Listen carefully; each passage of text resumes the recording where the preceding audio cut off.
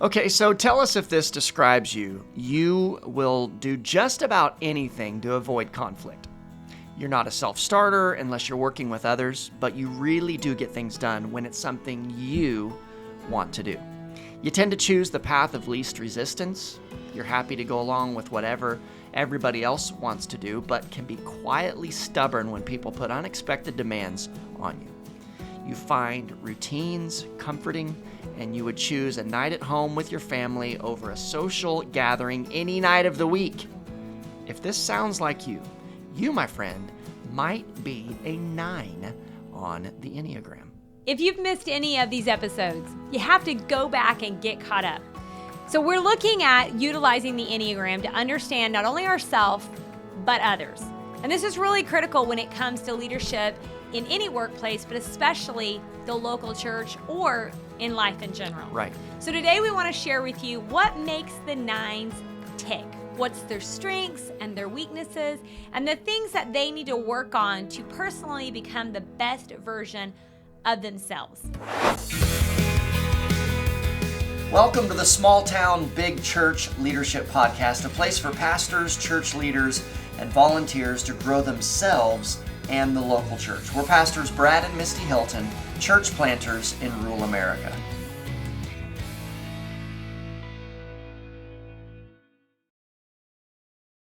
Now, before we get into today's episode, though, will you please do us a favor? There are so many pastors and church leaders, volunteers in small towns, just like the one that we live in, Absolutely. who truly want to see healthy growth in their churches. They want to reach as many people for Jesus as humanly possible. Yes. But here's the reality. We need your help. And you can help us make that a reality just by simply rating and reviewing this podcast wherever you consume the content. It'll help us get the word out to so many more people just like you. And you can also share this on this episode on any social platforms that you're on, and just help us get the word out. That'll really do so much, and we would greatly appreciate it. We want to thank you in advance. So who's ready to dig into today's podcast? I know I am. Yeah, let's do this. So let's look at an overview of the type 9. Okay, so this is the final number that we're going to be looking at. There are 9 different personality types in the Enneagram. So type 9 is known as the peacemaker because they're defined by their desire to maintain that inner and outer harmony. Okay, they're gentle and agreeable usually. 9s are often able to diffuse conflict between others because they want to bring peace in the group that they're a part of. That might be their family or a workplace. They are really easy to be around, and oftentimes they're the glue in their relationships. 9s will often neglect their own needs to kind of keep the peace so that everyone in their world is happy. And you know that friend that every time you ask them, hey, where do you want to eat dinner? And they're like, oh, I'm good with whatever you want. They're probably a 9, okay? Yep, probably. Their passion or deadly sin is slothfulness. I know nobody wants to hear that, but it really is for them. And even though they are a part of the anger triad, 9s express their anger to avoid conflict at all cost. So unlike the 8, who they like to use anger or stir people up because they like to challenge and whatever, the 9 does not do that. No. The 9 uses that anger part of themselves because they are I want everybody to be peaceful and happy, and so they don't want conflict at all. Right? Truth. So, Brad, let's talk for a second about the 9 because I think you kind of understand the world of a 9. Is that right? I do. I be one myself. You be one. I Yes. am a 9. I don't like to admit it because I don't know that anybody really likes the number that they are. Because there are unhealthy versions of every number, right? And I think we just don't want to face it. But the reality is when we recognize those unhealthy tendencies, it infuses us with opportunity and to get better and to recognize what needs improvement. For both of us, as we were on the journey of the Enneagram, we've taken that test 2 or 3 times, and most of the times you really thought, and I would have thought you were a 7. A 7, yeah. Because you really do like new things, but you also have a very creative side. So there was a point where I thought you were a 4, but as you really start diving into the internal motivation, right, of each person, you start to realize like, oh yeah, not a 4. Right. And then as you go a little deeper into understanding the 9, I remember when you kind of like realized it for real, and you were like, oh, I don't want to be a 9. I don't want to be a 9. And I know some other people that, as we were on this journey, they also realized they were 9s, and they were like, I don't want to be a 9. But it's not so much about picking your number, if you will, because there are, like you said, there's healthy and unhealthy versions. But here's what I think is funny, is each number has a wing. We've kind of talked about that, and we're not going to dive too deep into that. But for you, Brad, what's your wing? So my wing is a 1. Right. And as we were on this journey of discovery, you can be very OCD. For G-O-D. Right. That's what you always say. And I knew you weren't a 1. Not No, full-blown by far, 1. not a full-blown 1. By far. No. But in certain instances, you could become very OCD. Very OCD. And so when we started recognizing the tendencies of the 9, it was like, oh, this makes perfect sense. But listen to this. So the 9 with a 1 wing is known as... what everybody calls me already. Which is the dreamer. I thought that was so crazy because as long as I've known you... The Joseph. I was always calling you the dreamer, Yeah. Joseph, if you know the Bible story of Joseph, the dreamer. And so it wasn't so much that you were a 7. The 9 with the 1 wing is a dreamer. And so it's cool to begin to really realize, okay, that is my God-given personality. Right. And to recognize the unhealthy side. For instance, nobody wants to be known as a sloth. Right.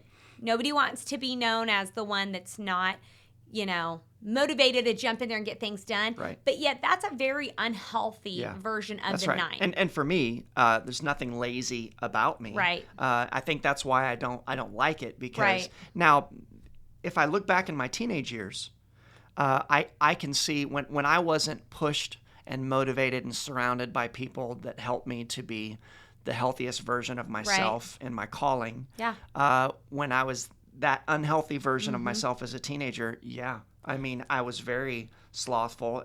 I would binge watch, TV, and wasn't really I wasn't a self-starter, wasn't really motivated. Had a lot of big dreams, had a lot of desires, but there was no follow-through. Yeah. So, and I've seen that in a lot of 9s that I know. But I want to speak to something that you said just a second ago, and that is your God-given, personality. And I think that's so important to realize, because we have to remember, no matter what your number is, you may like it or you may not like it, but the reality is God formed you in your mother's womb. He knew you before you ever entered planet Earth, and He gave you a hope and a purpose and a calling, and you're fearfully and wonderfully made. And God made you the way that He made you so that you can be utilized as a servant of the Most High God for His purpose and for His glory and for your calling. So embrace your number and know, wait a minute, God gave me the personality, the talents, the resources, the abilities, because my life is an assignment. Absolutely. So get excited about that. Yeah. Don't ever get caught in despising your design.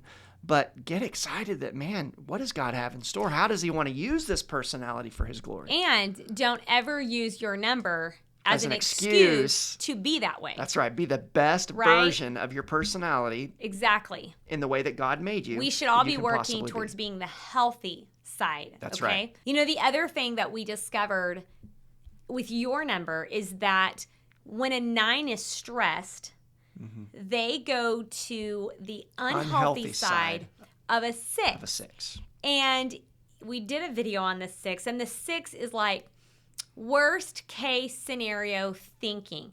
And as we were discovering your number, it is the end of the world. We have a plumbing leak. Our house is going to flood. We are going to have an insurance claim to have to totally rebuild our house. Yes. Right. And the worst of the worst. It was like, I see that. And even now, I constantly remind you, like, if that is beginning to kind of like come through. Don't do it. Islam, don't go there. Don't go there. Right. Right? But it is interesting because once you know that, Yeah. as those thoughts hit your mind, You increase your awareness. you realize, wait a second. You can be 3 steps ahead of the game. I don't want to go to that unhealthy place of thinking this is the worst thing in the world in whatever situation. Fear rather than faith. Exactly. And the other interesting thing about the 9 is when they are in a healthy place of growth, okay? They're trying to like be the healthiest version of themselves. Best. They're trying to be their best. They tend to be on the side of the 3, which is what you are, which is what I am, which is an achiever.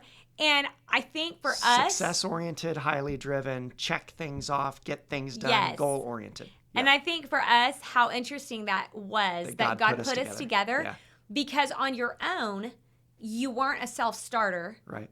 But I'm a 3, and in your healthiest place, you are a 3. And so there was a lot of times productive. There was a lot of times that we were like, this is so crazy. We're very much alike. Yeah. But then very much different. Very different which is so as beautiful. well. I wish this was a marriage conference. Right. We could have so much fun right here, but don't despise or discount how God has brought you together, as a married couple, and how he can bring so much glory to himself through the design of how he created you as a couple. It's so beautiful. So let's look for a little bit at the healthy as well as the unhealthy side. We're going to look at healthy, average, and unhealthy 9s, okay? So you can kind of see where you land in this.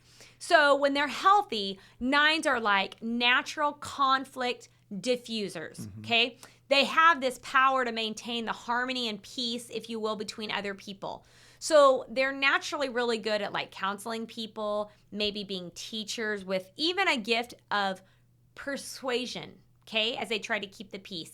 And they're very optimistic. They're usually like lively, full of life, and they have even a strong self-identity, okay, and can ascribe to like a very simple and a healthy lifestyle. They're excellent communicators, and I think that's because they're trying to keep the peace in between people. Also patient and able to deal with almost any situation. Now remember, that is the healthy version. Yeah. That's what we're striving for. And I would agree with that. When it comes to average 9s, though, they tend to stay out of the limelight and maintain a regular, contact with their close friends and acquaintances. I'd say that's true. They may have issues with procrastination. We touched on that, and often correct their work habits with consistent schedules and careful planning. Yeah, that's true. For peacemakers, this is an important, really a lifelong process. Peacemakers are resistant to change and lovers of the comfortable and familiar. Yeah. They enjoy the idea of a cozy retreat to take a break from the world and just simply relax. And I love that when we go on vacation. Yeah. I love just relaxing. They have the tendency to avoid direct confrontation and run away from problems when they emerge. Right. I would say it this way: they tend to be people pleasers. Yes, and I think a lot of people are in that category of average. Okay, so let's look at the unhealthy. So unhealthy 9s really become kind of lethargic, all right? They're unable to really concentrate on a task. Yeah, this was me as a teenager. I can see that. Yeah. And they believe, honestly, that what they do doesn't really matter in the grand scheme of things, okay? They just kind of disappear in society. That's why they're not that driven. Yeah. They may become sluggish, unable to focus, simply procrastinating time away instead of achieving anything. I feel like I'm talking about you when you were in elementary school and junior high. Cruising through kind of on autopilot. Those peacemakers, they can go through the motions without really trying to set goals or make improvements on themselves. And on another note, peacemakers, they can become internally critical, okay? For not being able to carry through with plans and establish a firm identity. And I think that's probably as you age, and you start becoming, you realize how you are. Okay? And especially if you have a one wing. Right. You're going to be highly inner critical. Let's kind of talk about 9s in the workplace. Okay. Because we all have to go to work, regardless of the number. And we all probably work with 9s. Yes. Because I have found over the years that there are a lot of 9s out there. I would jot these down, okay? And if you're leading a 9 or managing a 9, it's going to be really important that you understand this because you don't want to get frustrated with someone that you've hired when they're not accomplishing everything at the level you want them to. Mm-hmm. So the first thing I would say is they need to have like a sequence task. So like they need to complete one task before going on to the next one. That's huge. Not multitasking, okay? They absolutely need a to-do list. Whether they like it or not, they need to have a to-do list, and they need to keep it prioritized so that they can be able to stay very focused. Yeah. They need routine. Routine energizes a 9. Exactly. Have to have you routine. Thrive. I love. That's why I thought I would have loved being in the military. Right. Routine, it's very routine. I need it. Yes. And the final thing that would really help them is like compete against the clock to accomplish your task. I think one of the things that we've discovered for you is honestly, and I think it works with a lot of people because I'm very competitive with myself too, but if you literally set a timer on your cell phone. Pro move. Yep. Set a timer on your cell phone and tell yourself, like, whatever you're writing content or you've got to get something done, set the timer. Set the timer. And it's counting backwards. Yep. And you see it in front of you. And I'm like, oh my gosh, I got to get it done. I've got 42 minutes. Because otherwise, what you tend to do is you let your mind wander. Distracted. And 9s aren't the only people who do this. Sure. 7s do it as well. But you let your mind wander, and what's most important is not getting done. And then what happens anyway? It has to be done, right, within a time frame. And so you're rushing and you're not giving your best, which for you would be very frustrating. With the 9 wing, or with the 1 wing, because it's about perfection. Exactly. And if I can't be perfect, if I can't do it my very best, then I'm just defeated. Right. So as a manager or as a team lead, if you're managing a 9, help them with these things. Help them. And I can also say there are some 9s who do not like a task list. And, you know, I don't know that we've touched on it yet, but 9s don't like to be told what to do. No, there's an inner rebellious spirit that is very stubborn when it comes to being a 9. They won't be vocal unless they have an 8 wing. They probably won't be as vocal about it. But there's this inner quiet stubbornness that says, man, I don't like you telling me what to do. And I don't like being told what to do. I sometimes feel like the task list, they feel like they're being told what to do. Put in a box. But if you are a healthy version, you are going to want to adapt to that. And I think for you quickly in our life, I was very much a task list kind of person because I'm an achiever. You came into that world real fast and you loved it. Marrying a healthy 3 was like the best thing ever. Or hopefully healthy now. Maybe not then, but okay. We've grown in our numbers. So let us give you kind of, as we wrap up today, just even a few growth tips that really could help you as a 9 to be the healthiest version of yourself. We're just let's just kind of bounce back and forth because we've learned a lot with you being a 9. We have. Okay. So I'd say pay attention to your wants and needs. 9s, get in the habit of forgetting themselves and going along with the flow. Going along with what the wants and the needs of others are. 9s fear making things about themselves. All right, and which a lot of times can lead to conflict or even discomfort. The next thing is listen to your body. 9s are prone to really neglect their physical health in the same ways that they neglect their mental health. So you need to make sure, and I would say that you do better when you are physically exercising and taking care of yourself. You're more motivated if you will get in that routine.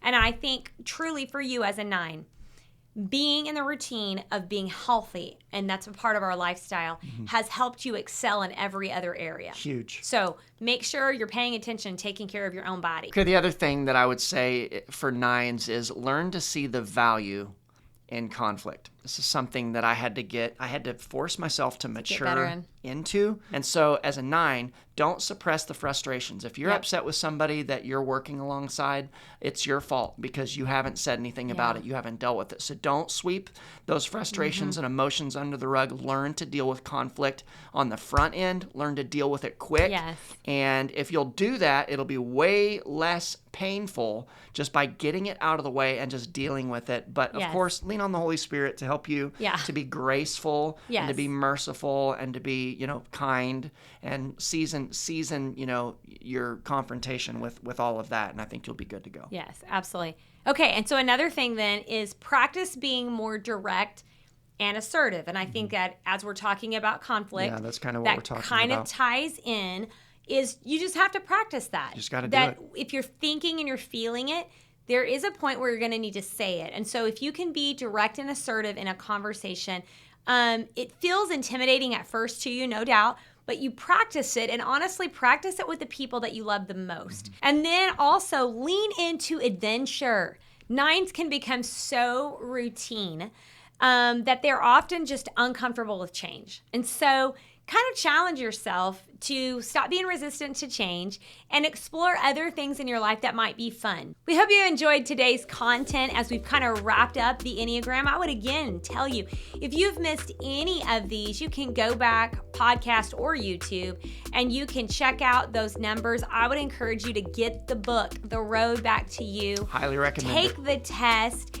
It has helped us so much. I cannot tell you how much. In our leadership, in our church world, in our family life. Ian Cron also has a great podcast you should listen to as well. There's so many resources. So again, thank you, and we'll see you next time.